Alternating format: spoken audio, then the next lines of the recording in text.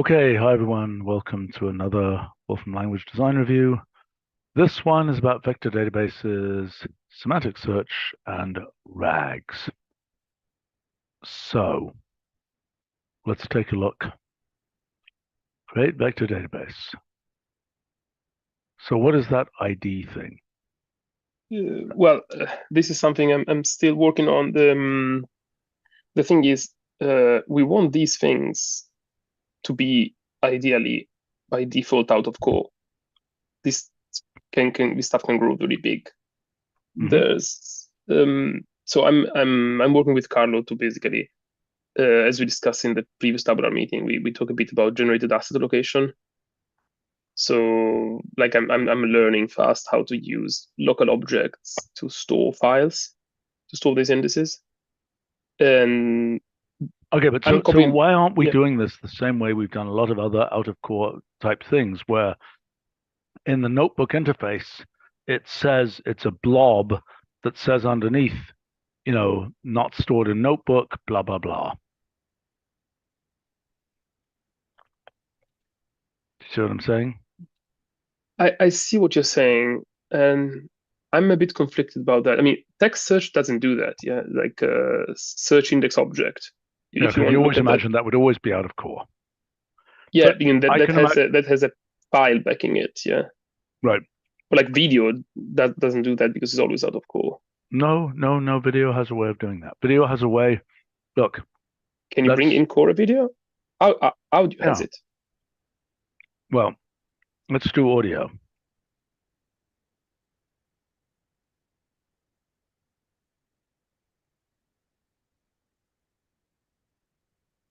Hello, computer. Okay, that's in the file, but now this there says store in notebook, store in cloud public, store in cloud private.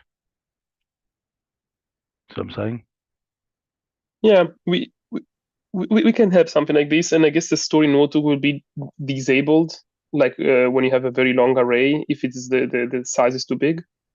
sure. I mean, you can do it if you want to. It's just not a very good Mm, idea. No, I think it's actually disabled if you create a very large thing. I mean, I've seen the UX Okay. element for that. But anyway, yeah. Okay, but I mean, this store in cloud public is clearly useful. And presumably, if you say cloud deploy of this thing, that's what will happen. Well, no, maybe not, because what you got to be able to do is if I say cloud deploy of this, and then I feed the resulting cloud object into a vector database object of cloud object, it should give the same result. Yeah, I mean this thing can have like one or multiple files depending if you store just the vectors or the metadata. And I guess they can all be brought in memory if you want and No, moved I understand, but around. what I'm And saying is, if I cloud deploy this thing, I don't know if I can do that, but can I do that? I mean, right now that thing is in memory, so you can cloud deploy it. Yes. It is in memory. Yeah, I It mean, should be in memory. we have both implementations. I'm working on this generated asset location because I think the primary implementation will be out of core. But of course, I mean, for prototyping and also like it's generically good to have an in-memory version. So it's not something that I cannot implement. Okay, but if I say this, it's not going to work.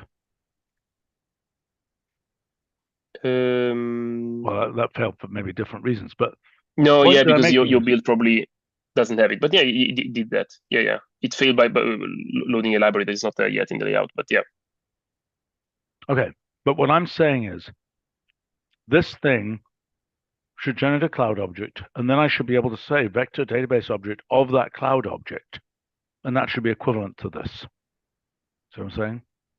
Mm, okay, so would that imply that vector database object of the vector database object is like an OOP? It's not a no-op. It is ingesting, it's setting up the plumbing to use a cloud object as its backing store. No, yeah, but you deployed an expression which is a vector database object. So if we generalize what you did, you say you do vector database object of that cloud object. That cloud object is equivalent to what you cloud deploy, which is a vector database object. Yeah. So I'm saying if you are nesting Well, then you have to vector database copy object things. had. Then you have to copy it. At some point, if you cloud deploy something which came from the cloud, then you got to copy it. No, I'm saying different things. I'm saying like formula wise, if you do vector database object of that cloud object is equivalent of doing vector database object of the original vector database object. So you have, the syntax you're suggesting is basically nest like that. Yeah, you know, right. you can give a database object as a database. Yeah, okay, you got it. Okay, but the main point here is that whatever you're going to default to and create vector database, how do you default? How do you specify the default of where this is going to be set up? That's a persistence location thing, isn't it? Yeah, this is something that I want to discuss in this meeting, actually, because I looked around. Persistent location is something for symbols, and we don't have any option about that because it's the second argument of persistent symbol.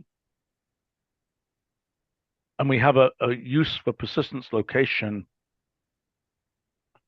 That's also not an option. Yeah, that's gives you locations as object.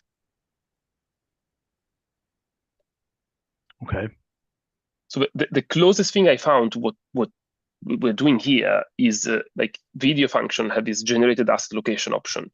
And if you look at that documentation page, that has, you can take several things like a directory, a file, a cloud object. No, I don't have it here because it's not a new one. It's called the generated asset location. Yeah, okay, you can click that.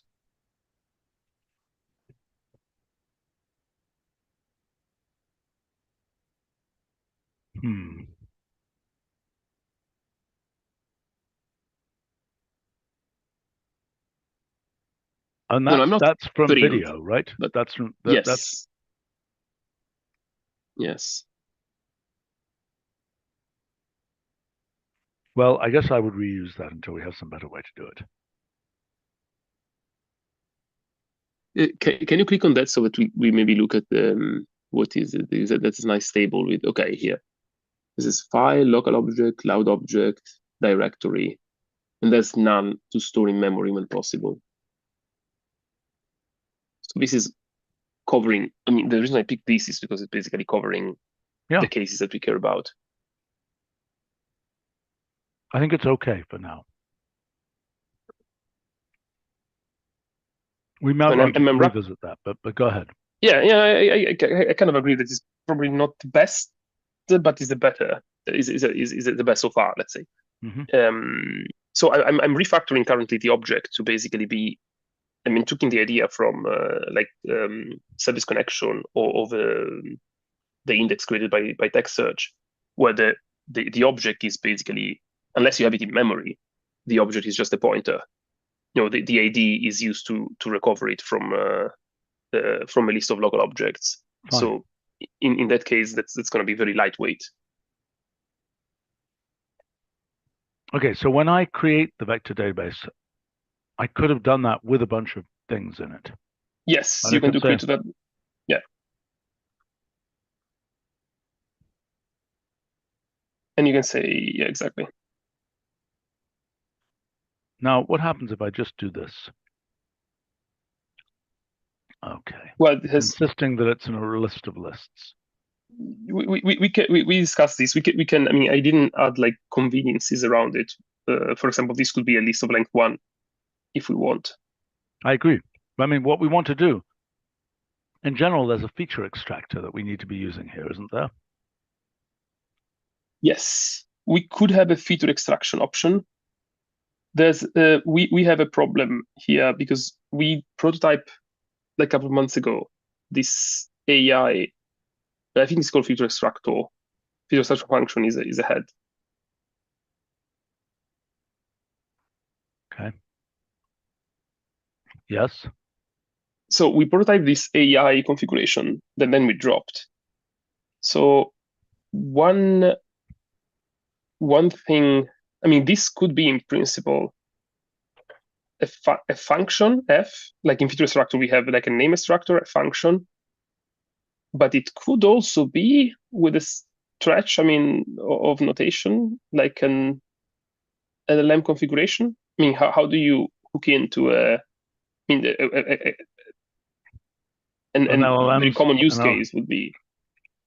I don't know what the right way. I don't know. How do you get an LLM-based feature extraction? I think you just say, I mean, it's using net model effectively. I mean, you can just say feature extractor out net model of BERT or something. If Yeah, you actually, want if you use net model, that would work because it resolves. It's basically the case with the function. right. But so here, But I don't know. Do we want feature extractor here? I was imagining that this thing will go into semantic into the create semantic search index. I don't see why it shouldn't. If this works here, we're going to need it here. But the point is that okay. So in my head, this thing here deals with vectors. The semantic search is the thing, and create semantic search index is the thing that goes from like Fair text, point. for example, or other things Fair point. to Fair point. Fair vectors. point. Okay, so there's a vector database. How do I look something up in that database? If you keep scrolling down, you see you have like, for example, I was using an empty one, so I have add to VectorDatabase. Yeah, I understand. And I'm they can take asking, how do I extract something from the vector database? How do I find keep going. There's VectorDatabase search DB. You see, I put like 1, 2, 3, all properties, first 5. And this is very similar. We copied the idea from nearest. You have an element, an index, and a distance. Metadata is empty because you haven't used it yet. Ooh, this is not something nearest can do to make a data set like this. No, we can return it as a list of association in case, but I typically, we already designed several functions where if you use all, you get a data set. If you give an explicit list of properties, you get a list of associations. What are you trying to do there? I'm trying to get a vector database search.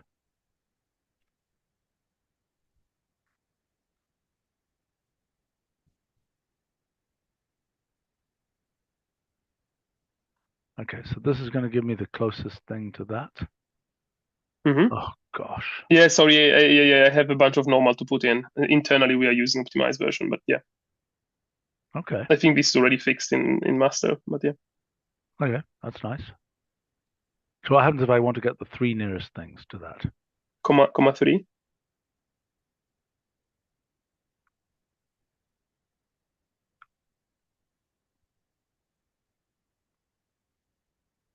Okay. Nice. I'm a little bit confused why it came out in that order. Oh, 1, 3. Yeah, sorry. Well, you randomize that, yeah? It's not the same as before. I understand. Okay, yeah, sorry. Oh, you're comparing with yours, yeah. Okay. Yeah, we have a like prop is an optional second argument. So if you don't do property, you can use n, and otherwise you can use both n and property. Third property argument. n. Optional third argument. It works like nearest, yeah? No, nearest doesn't have a property. That's yes, something. No, not when you apply it. It has when you create it.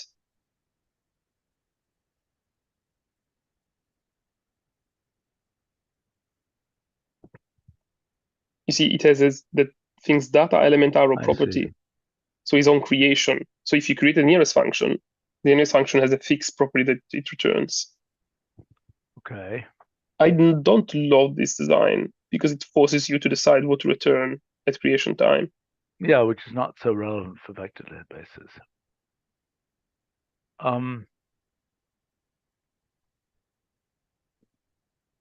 It's relevant for nearest, where the creation of the nearest object happens near to its use. Yeah. Okay.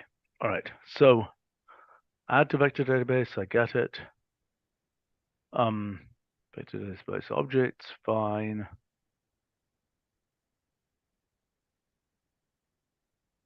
And the distance function. So these are all.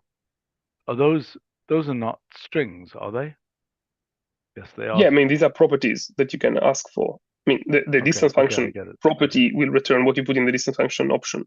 Yeah, okay. Metadata associated with each vector. Now, there's the bit of design here for metadata.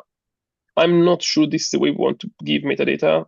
I'm playing with some syntaxes. So basically here you have 100 vectors and you have an association with, it could be multiple properties. Now I only give one, which is like one piece of metadata for each vector. Yeah. This is useful because you can do joint search. Yeah. So if you scroll down, I'll show you two examples of database search. One is a normal one. We've got some examples of this. I mean, classify and many other functions have examples of where it's like all the places, all the values type thing. Or yeah, I mean, we support both syntaxes. That you could say prop goes to a list of 100 elements, or you could have a list of 100 association. Prop one goes to something.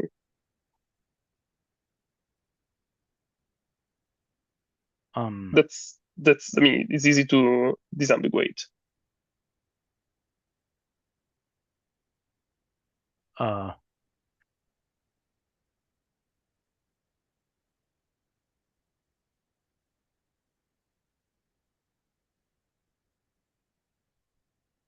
It's basically a transposed of what you might expect for that association there. Sorry, I got distracted for a second. Could you say this again? Mm-hmm. So that's saying for every vector, you basically transpose them with that 2 times range 100, and that's how they get associated there, as opposed to instead of having a list of 100 associations with everyone having prop one. Exactly. Right. But this happens in visualization functions. It happens in classify. There are lots of places where it's kind of like, do you have the whole list, arrow, another whole list, or do you have pairs? And I don't know the correct conclusion here, but let's take a look here. We typically would like to support both, if possible. Yeah, I know. But the way of, I mean, also this one here, you could try it in different ways, because you could say random real 100,3 would have there, and then you could say that arrows a list of 100 associations. Yes, that's what. And then you have a third way, which is to merge them and have you have a list of 100 elements, which is a vector, arrow, and association. That's also something. I think the thing you just said, I don't think this is really right. I think that should be instead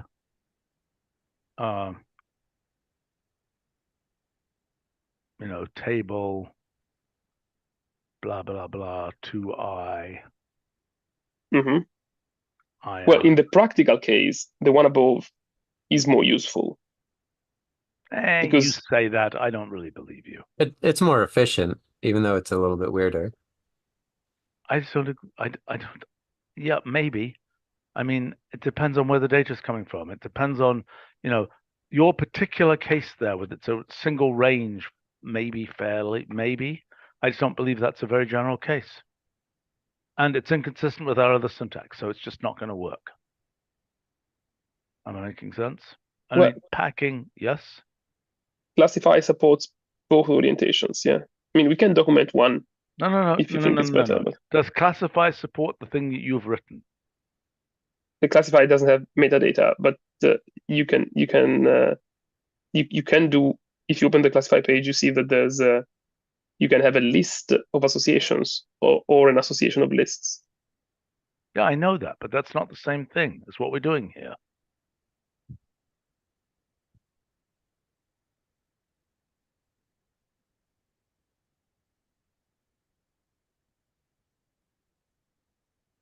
Is the first table the syntax for input?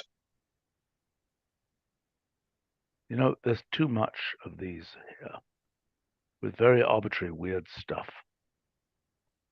You want a lighter image?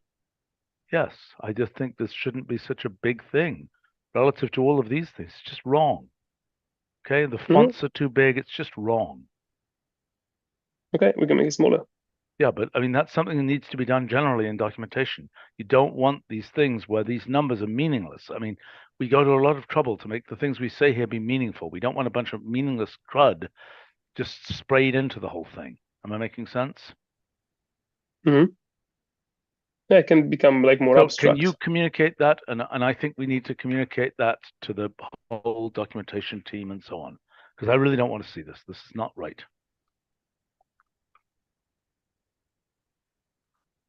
Okay, I can talk to Roger, and then we can have a pass with Tim and Right. improve this. Yep.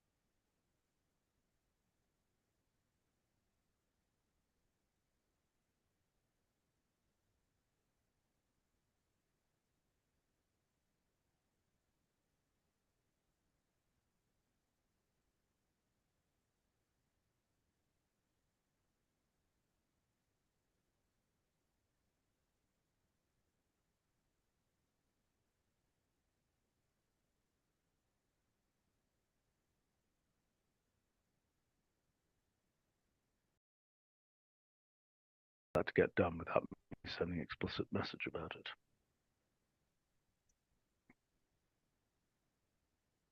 Okay. What am I supposed to see? These things here. Okay, Yes, so this is shows there. the threaded and unthreaded syntax, yeah, in, out, or in, Yeah, out, out. Yep. There's one though. That's it. That's the syntax, and that's what you should do here as well. And don't mess around with some crazy syntax here. Okay, it's either one way or it's the transpose with a big arrow in the middle, not some subsidiary case. The transpose. Sorry, what is the transpose when the transpose of the second one that you have? No, I'm saying it's this or it's lots of pairs, right? Or it's the vector. I don't understand. Okay, yeah. You're telling me the vector database is just vectors, so have it be just vectors. So I'm saying, except this case, you can. I mean, oh no, I see what you're saying. You could do, yes, you could do things like vec arrow meta. Exactly. Arrow yeah. meta. Yes. So I thought that you meant that by the transpose. Yes, that's what I meant, and I agree with that. Okay. Okay. Okay. All right. So Let's take a look out. here. So here is how do you access those metadata in search?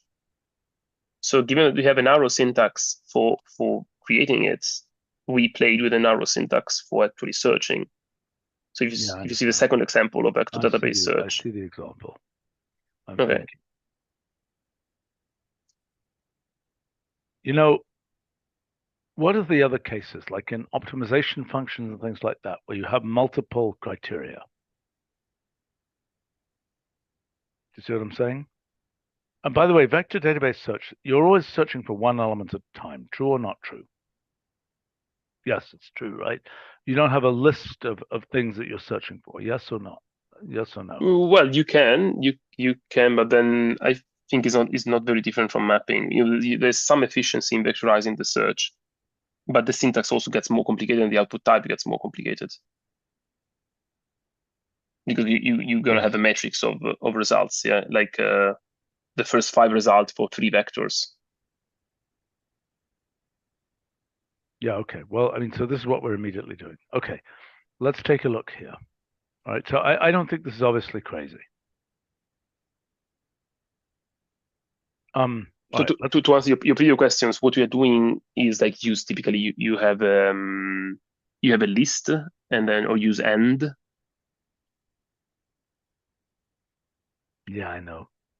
But even that we don't typically have a function. We typically have an expression as the exactly. But that was before association, way before association. Yeah, I know. And we are designing something similar for Tabula. You're just telling people to get used to think in terms of columns. Yes. Okay. Semantic search index. Why is there a comma light there? That's the name of the search index. But I don't. Yeah, it's the same as Create. as the previous one. Okay, what's it doing, and why isn't there a status? Right now, he's using our semantic. He's probably setting up. Okay, we don't want to see this. No, whatever this is, but we don't want to see it. This is going to be replaced by a net model. This is semantic BERT. Sentence BERT extraction. It's something from the Wolfram function repository that I have it for this demo. This is going to be a net model. So it's going to download a net model. Yeah, okay. Yeah, no, it was not so slow on my stuff when I did the first time, but I did it like a month ago. You never use external evaluate? I don't Maybe know. not with this build. This particular set of dependencies.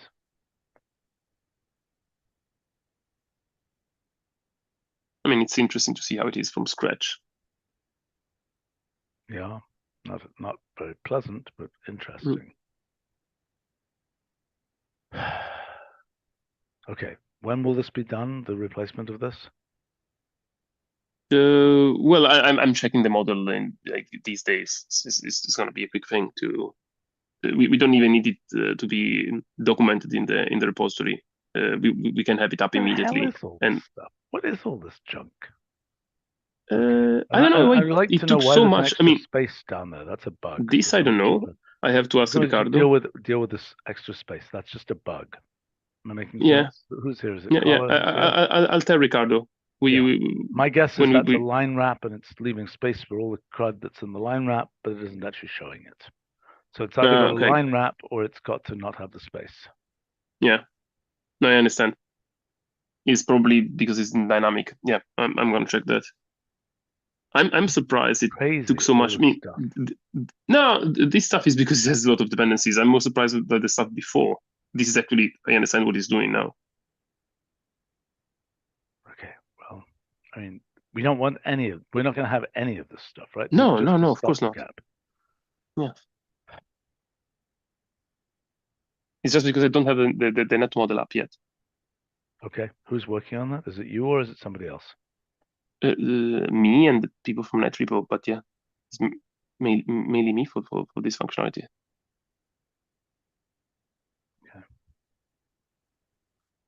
Okay, well, I really want to see this demo, so I mean, we can look at the syntax. Question, by the way, from Ethan on our live stream, asking for a function that gives text embeddings. I thought feature extract gave text embeddings.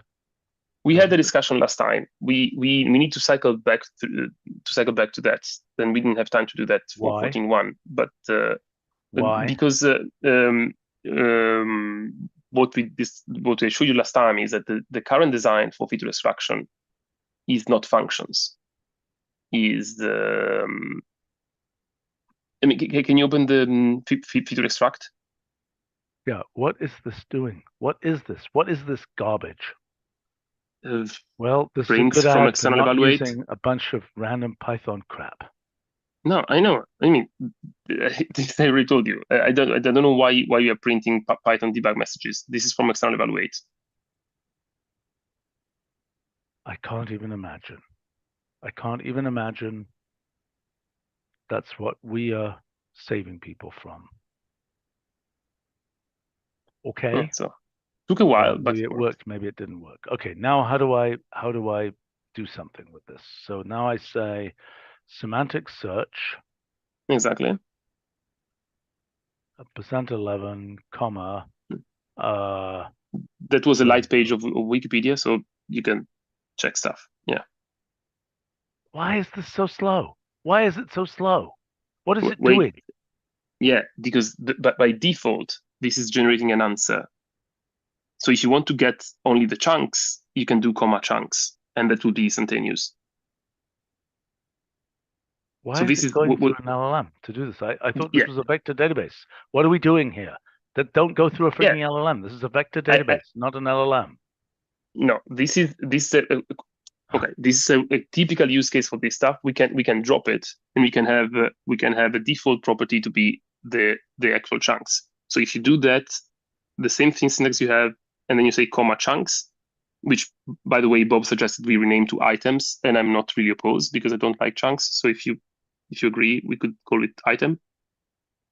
So these Fine, but are, what is it showing me? yeah, this is actually the result. Yeah. So you're putting a piece of text there, and these are the most similar pieces of text in. And why are they in these size of chunks? Why are they in these sizes? What chunkified them? Because these were chunks by section to make semantic sense with some padding around. So you see that they all start around a section break. This looks like kind of a garbagey thing because I mean, like.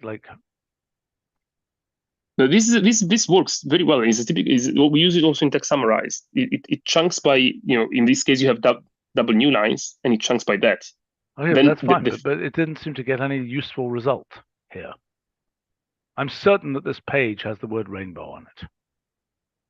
Yeah, but this is trying to find. I mean, this is matching embeddings. It's not matching words.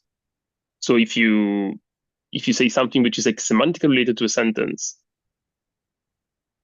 it should be able to find it.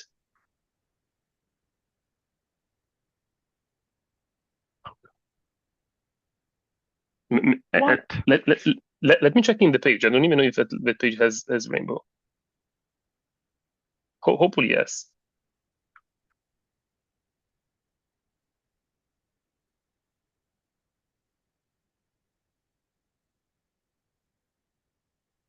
Oh, whatever.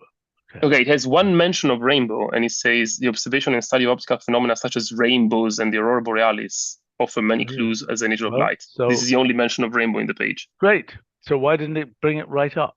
Why is it giving me all this garbage?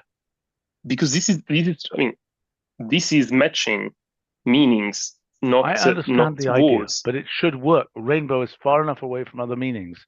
That embedding vector should be something reasonable.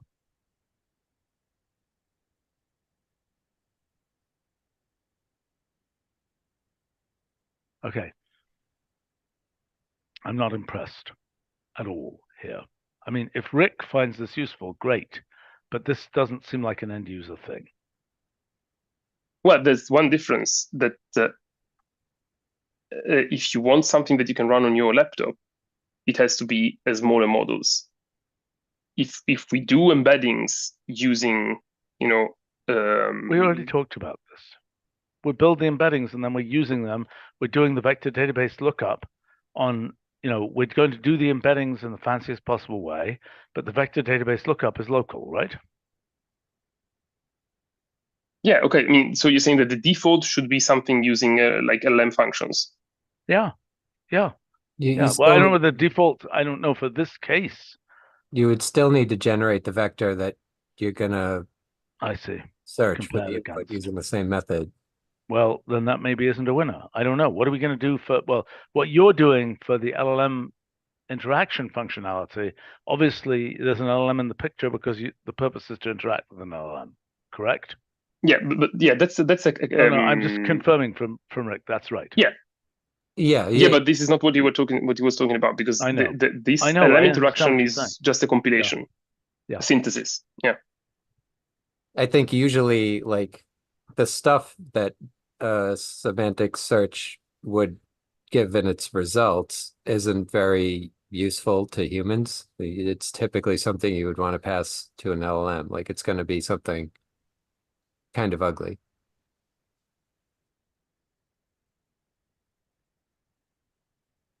Why is this so ugly? Talking of ugly. Well, I guess the double new line doesn't help. Yeah, I mean, that was put there manually. Is LLMPromptGenerator supposed to do anything here? Yeah, I don't know why this was merged like 2 days ago. It should. Let me see my version. I mean, if you undo, you see what it was doing. You see, it's simply taking. Huh? Why it scrolled up so much? Okay. Because the undo went to a different place. Oh, okay.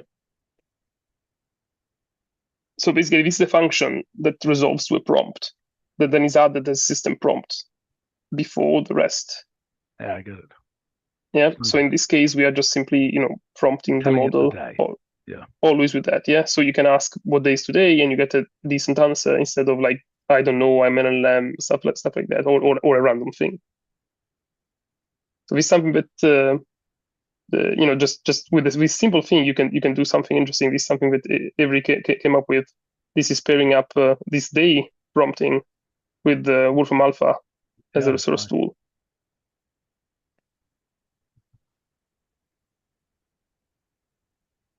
That's nice. Okay. Okay. And the one below is combining semantic search with the prompt generator, which is a typical use case. So in this case here, we are using semantic search to provide context. So this is the page of light, Wikipedia, and you see I say connection between light and after light. And the one above is with the generator, and the one below is without. So the one below is what the LLM knows on its own. The one above is using the source. Yeah, it's nice.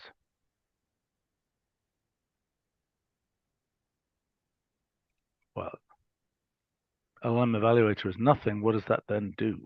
It uses it. No, it's a default. It's just to emphasize that there's no prompts there. You could also drop the option entirely. Well, this is great. Okay, so the points to make here are there's plumbing that you need to finish getting actually working. And let's look at some of the design issues that remain. I hadn't really internalized how useless semantic search is. It has a name that makes it sound really cool. Well, it really depends on your vectors. Like, I want to expand that function to put in like stuff like images and other things, like everything that can turn into a vector can be semantic searched. search with images were useful. Exactly. I mean, I think that the main issue here is how you generate the vectors. So, like single word search, like for a small embedding model, I understand. single words is not going to be a winner because it's how you chunk it to generate the vectors, basically. Not that is two things. That how many chunks you use, not just how small they are, but how many you put in the context, and also the quality of the vector embedding. Using different models is going to affect this dramatically. Yeah. So you ask why it's not picking rainbow? Yeah, because this is trying to make some sense out of sentences, and a small model probably doesn't have enough reach like semantic. Especially if you want smaller vectors. If you want like super long vectors and you have a super advanced model, it might encode finer details. So this is why it's really depending on that. What's the difference between semantic search index and vector database, really? Well, semantic search index, it basically you can do that with only VectorDatabase, but you need to create a lot of extra glue code because you need to chunk the text, you need to embed the text, and then you can put it in the VectorDatabase together with the chunks. Because you also need to store, how you chunk the text. So this is something I just linked. It's like a more complete example.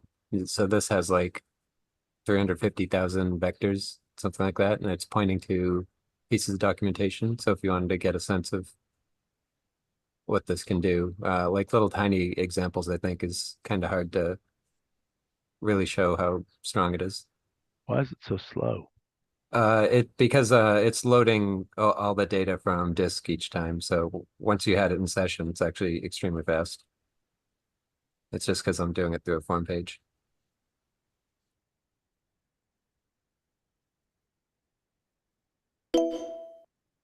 Okay, it's interesting.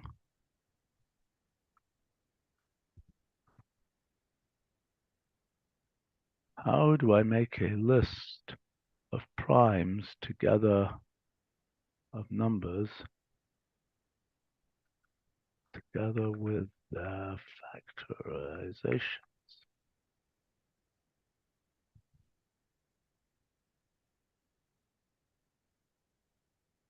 Not bad. And the link should actually take you to the actual snippet once the page loads too. That's a little weird. Okay. Okay. All right.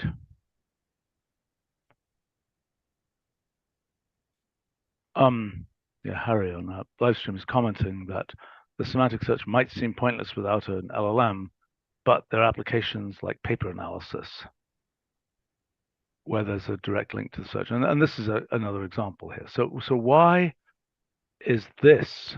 I mean, we're generating all of these crazy things. What should we have been generating? What things should we put here that gives us like the position or something like that, rather than the actual text? In other words, what's the analog of this here? How do we get something where we have named chunks? Well, the problem is that those are anonymous. I could give you. We store the source. In this case, the source is a string. If you put a file, we save the file name, or a link, we save the URL. But in this case, you put a naked string, so we just have to say that it's a naked string. So I don't think that's and we right. can give you the the equivalent of that if you put in how it's called string take. Yeah. Or string extract is the one that expects. Hold on. The fundamental thing you put in a vector database is a bunch of vectors, right? So you're making vectors from chunks of some kind, from items of some kind, right? Mm-hmm. Yes. Sometimes the chunk is the entire item. So what Rick has done like here, the image case. Right. So what Rick did over there is he made chunks of these sections of documentation pages, right? Mm-hmm. Okay. So in terms of this, it will be create semantic search index of a list, an association with the name of the chunk and what's in the chunk. Is that right? Because that's not what any of this chunk is, right? That's not what any of that is. Well, this doesn't seem right to me. I mean, how did you create this, Rick? Because I think what you should be doing here. I just linked a notebook that I think could show kind of how it works. So this is that underlying function, but I'm asking for snippets. These are the chunks that correspond to each of the vectors. So I generated these from documentation, in Markdown, and then generated embeddings from those. And basically, I have my vector database, which is just the vectors. And from that, I get the indices. Yeah, I know. I don't think it's the right way to do it. I think what we should be doing is the following. I think what we should be doing is here, we should be saying it should be a list of the form, text, stuff, stuff to index, arrow, tag. See what I'm saying? Stuff, yes. Arrow, tag. Yeah, and in fact, so this, I guess I need to clarify a bit more. These chunks of text, those correspond to some of the vectors in my data set. Most of them are actually generated from text that I synthesized with an LLM using these chunks as input and some additional prompting. Okay. So there's in the end, a 1 relationship there. I'm sorry? There can be many vectors that for a single tag. Yeah, for a single tag. Yeah. Okay, but I think the default way of setting this up should be create semantic search index from something like this. And same with vector database, create vector database. I mean, okay, this is a possible alternative syntax, but the generic syntax should surely be, just. Well, vector goes to tag is similar to what we have. It's just, I think we even support it. Instead of an association of properties, a single property is a naked property. I think one of the common use cases of this would be, those tags would be files, like file of some string or whatever, and you're indexing a bunch of stuff on disk. But the stuff to index is something that you might have asked an LLM to talk about your file.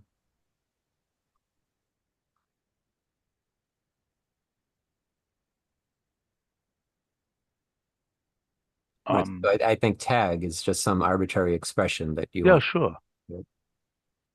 Right, but that's the thing that you'll get returned when you do semantic search, right? Yeah. The thing you should get by default is that right-hand side tag, unless there were no right-hand side tags, in which case presumably you should get the stuff to index as by default. Yeah, that makes sense. Yeah. Okay, and if what you were given in the create semantic search index was a pure was this pure thing, well, I think that then this is what it should do. You shouldn't need comma chunks here. This is what it should return by default. Yeah, I think we said that. That's on me. I think we already said the other time that chunk should be the default property. Okay, fine. Okay, but then okay, all right. So then to create something like this, you would be, I mean, a very obvious thing would be to create something that is a bunch of URLs. If you feed it in, if you feed create semantic search index a URL, I assume it will do some kind of import. Yeah, it's importing the page as plain text, not as Okay. HTML. Then and, to comment on and that, chunking it. what we want it to do when it generates chunks from that page is to generate them with tags that correspond to, a search string on the page or however you go to scroll into the HTML page. Do you see what I'm saying? Yeah, Yeah. different depending on the file format, but it seems to Yeah, it's not super obvious. This is something that I want to iterate on, because we are definitely tagging them with the page address or the file name. No, I mean, there's a bunch of tagging that is done automatically, Right. where it makes sense. But for example, if it is a book, you might want to tag the, you have a title of a chapter or something like that. That should go in. But is like, I would say, it's like the version 2 of that. Okay, It's but it's a bit really more what we advanced. probably want is a chunking function that has nothing to do with any of these functions. That's a completely separate function, because being able to chunk a piece of text is already useful, right? We already have, snippet, for example, that gives you, a little snippet from the front of the text type thing. But in the end, I mean, we already have text sentences, for example. Am I making sense? Mm-hmm. So there's an argument that we should have something called like text chunks. I don't know exactly how, which should be in which some property setting should give tagged text chunks, which could, for example, be tagged by their string positions. Well, then we need to expose more things, because we ideally, how long is the chunk depend on I know. on So a tokenizer, chunk, for example. So we I would know. like So to text expose chunks tokenizer would function. what? Like, Well, these chunks are not decided by string length; they are decided by token length. So one thing we could do is also expose some way, like a text tokenize of such, which could be using both like a tokenizer, like GPT tokenizer, or do text words. I mean, that's also a form of tokenization. I think those are both reasonable things. We're not going to get them in for this version. I think for this version, we should concentrate on the things that we know what to do with them, like lists of things with tags. Mm-hmm. Yeah, Right? this makes a lot of sense. Externally, and we can maybe make some WFR functions that munge text to put it in the right form. Yeah.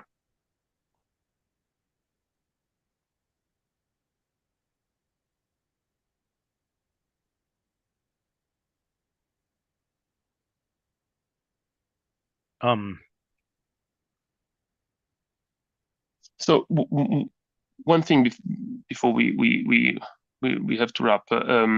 So here Rick has snippets. Bob was suggesting to call these items. This also plays well with the max items option, because you say, give me a rainbow spectrum of colors, max item 3, 4, 10, automatic. That's fine. We can call them items, but they're going to be the default, so we're not going to name them most of the time. Okay, no, fine. Yeah, but I need them for other. You could call you have properties like give me the item embeddings that extract the vectors. So I mean, I need the name to get related properties. Okay. Let's come back to Ethan's question about text embed. What is the story with that? If you're going to give embeddings of these chunks, then we've got embeddings somewhere. So Yeah, how do we get? Go ahead. I mean, right now we use a net model, or I mean, the things you can do. The documented way to do this in the language right now is to use service execute if you want to use No, an API. But Yeah. we can have we discussed this like last week. We could have an embed text function. We have a text summarize. We could have text embedding. Fair enough. I think we should. But I mean, I don't understand why it isn't just feature extract, but it happens to call an LLM. Okay, let's cycle back to that. Can you open the feature extraction page?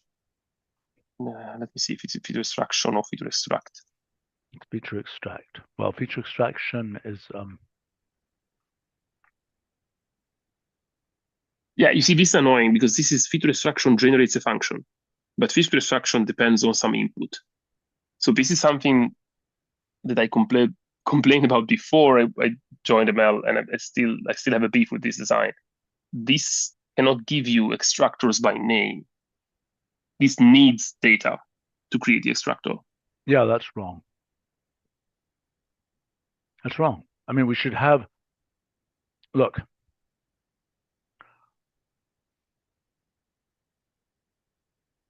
feature extractor method. Yeah, you could, for example, you could give a bunch of vectors and you say that you want to have a standardized vector as an extractor. Yeah. I thought we had. Yeah, this is the same as the other one. It's just applying the function directly. But how do you get? We had a thing where you give it this kind of stuff and you just apply it to something. Only in net encoder, for example. The neural network framework has it. Net encoders are doing what you think. Well, look, it says it's experimental. I know, and I discussed with Etienne that we both liked that it was experimental. And I suspect that you left experimental for this reason. Yeah. Well, there was also the question of when you change, I mean, it's like random numbers. Okay. I have just unbelievable amounts of code that depend on the fact that random integer is going to give the same sequence for a given seed forever. See what I'm saying? Mm-hmm. And yeah, similarly with feature extraction, as we've learned from the LLMs doing their thing, there's a better feature extraction and a worse feature extraction. You see what I'm saying? Yep. I mean, this stuff in the ML framework is all versioned. So if you create a classifier, in version 14, and you import it in version 15, even if I don't know, the audio extractor has been updated, it will still understand that that was created in version 14. I remember working on that design at length. Right, but I think that this is just wrong. I mean, this should just have a way, and it probably should be called something other than, there's probably, I'm sure we can come up with a different name so that we can keep compatibility and so on. I mean, it's more like feature vector of whatever.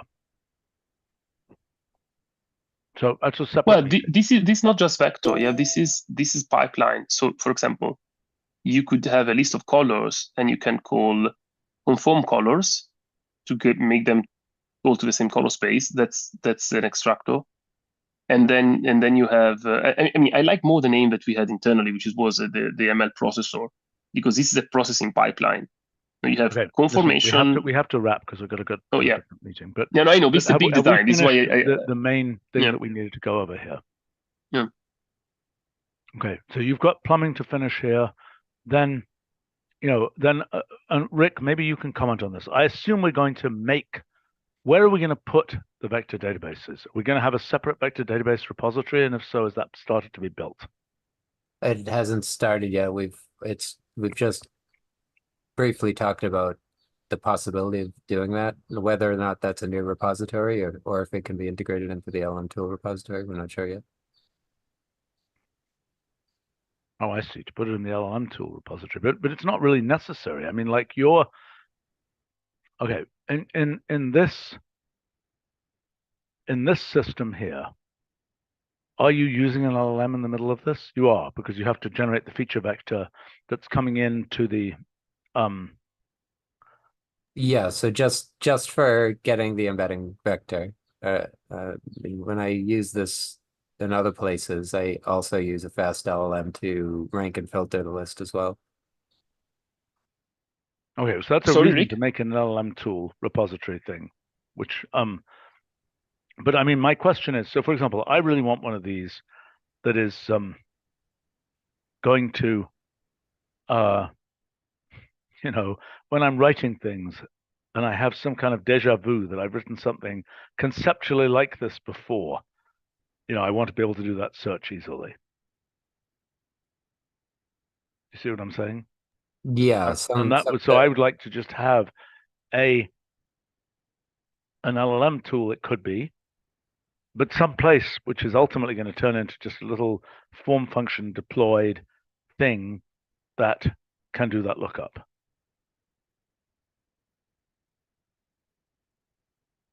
Yeah, so I've started work on something like this for arbitrary files. I haven't done much with a lot of files yet, but the few examples that I've been trying so far is very promising. So I think Okay. something like this could be applied to what you're talking about. But I mean, basically what you're saying is the thing you need is not just a raw vector database. You need a thing with a certain amount of dressing around it, or it's not going to work. Yeah. I mean, it will be closer to say it's a semantic search index, which presumably contains. I mean, what does this return? When you say create semantic search index, does that thing there contain the embedding information? Yeah, it contains both.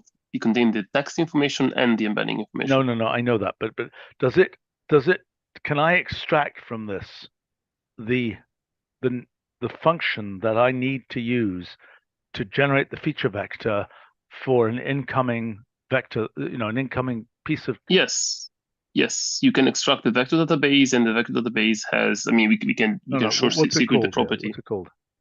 Vector database. Do vector database, and that's going to give you one of the above. Database. Do just database without vector. Wow, that's pretty AI-ish. Should probably add that in other places as well. Yeah, I talked to Roger about it. It's very old actually. It's a message generating function that we had since a long time. And now this one here has. Let me see how the property is called. But by the way, that's a useful thing. It should be done much more broadly with the entity system and so on. Okay. Did you mean this and that? Yeah. Why not? Can you do properties? This should have. Okay, but that doesn't have the embedding. No, it is saved inside. I probably forgot to expose it. We should be able to expose it so that we I agree. have a way to. Absolutely. Right, and I think it should be in the semantic search index. And I think even, the fact that you do a semantic search by not just subvaluing the semantic search index seems to me a little. Well, I don't know. You want properties of the semantic search index, I guess, to be the subvalues. We have this in fitted model. I think it's very confusing design if we use it both as an object with properties and the function. It's hopeless. But it's not obvious to me that we shouldn't just have information of semantic search index be the thing that gives you these properties, and then semantic search index subvalue be the lookup.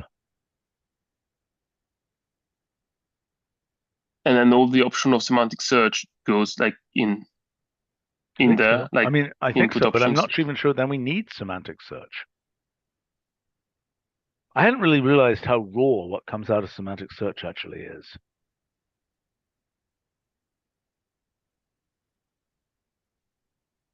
You see what I'm saying? Yeah, I guess people mostly, when they talk about semantic search, people mostly. It really depends. If it is about images or other things, you want the objects. But in that case, the chunking function is identity, so it doesn't really matter. For text, a lot of people think about the second step when you do the LLM synthesis on top of it, because it's basically a cleanup phase. And LLMs are very good at digesting, crap text and making it a decent sentence. So I think this is the main difference. That it's a different data type. Okay, but look, the question is, what functions are we going to put in here right now?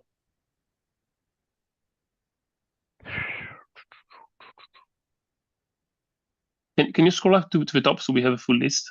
Yeah. And we decide if we want to delete some. Okay. So are we fine with the vector database I think stuff? we're fine with the vector function. And prompt generator. Okay. What is semantic search doing that vector database object isn't doing? Is managing chunks, the chunking and the metadata, basically. It's automatically managing the metadata compared to the naked database, which is vectors, and you have to do everything manually. For what Rick is doing right now, he just needs the vector stuff, right? No, because you're not putting a vector in the query. You're putting some text that needs to be converted to a vector. Yeah, I understand. That's I don't really layer. believe in this chunking thing, because I think that needs to be factored I out. don't really need it because I've already done the work of the chunking. But if I was starting from scratch, that would be super convenient. But you think the chunking is right? As like a basic automatic approach, it seems pretty good to me. I think Right. anyone that wants to make it really good and dive in and understands the data could make it a lot better if they did something manually, but I think having Okay, something done so automatically is useful. If you have create semantic search index and it's given a list of files, does it do the right thing? Yeah, I mean, it chunks each file, annotates the chunks with what file is from, and then it's a flattened search. Then Okay. you have chunks from everywhere, and you want to fair search enough, which is semantically. just like text search does. I think so, yeah. All right, I guess these functions are okay, but look, we really need to get something where there are some WFR functions and so on that have well-controlled chunking systems. See what I'm saying? Which probably Rick has been building anyway. Yeah, like I have some really good stuff for notebooks that I could publish in WFR. Is it published there? No, not yet, but I can do that. Okay, but I mean, then for example, if you take a notebook object and you do create semantic search index on that notebook object, what's it going to do? No, good question. I didn't think about notebook object, but if I had to implement that, I would assume something very similar to what Nick. I mean, if Rick has the code already, I would just use that because it's basically importing the Sure. notebook. No, I agree. Create the sections and chunk the sections. All right, but the important thing here is that with the LLM prompt generator and the stuff, we can do a much better job of tool calling, which is what we really cared about here. And Rick, how close are you? Are there any more impediments in getting all the plumbing working with, out of core vector databases and so on? Not that I'm aware of. Like I've tried Julia's version of this with the out of core stuff, and it all worked flawlessly from what I gave the exact same results as my implementation. So great. Does the vector database work in the cloud? No, but for a very specific reason, the cloud team has to whitelist the dynamic library. But fixed. Except for that, yes. No, we met already last week. We just needed the RE jobs running, and they are running this week. So all the code works. They just need to add the library to the whitelist. So it will work cloud soon, is what you're saying. Yeah. Right? Okay. Yeah. Okay. All right. Sounds good. Okay. See y'all soon, I think. And unless there's anything else you need to raise. We're really late for the next meeting. Okay, I gotta go. live stream. We're about to do another live stream. So talk to you all soon.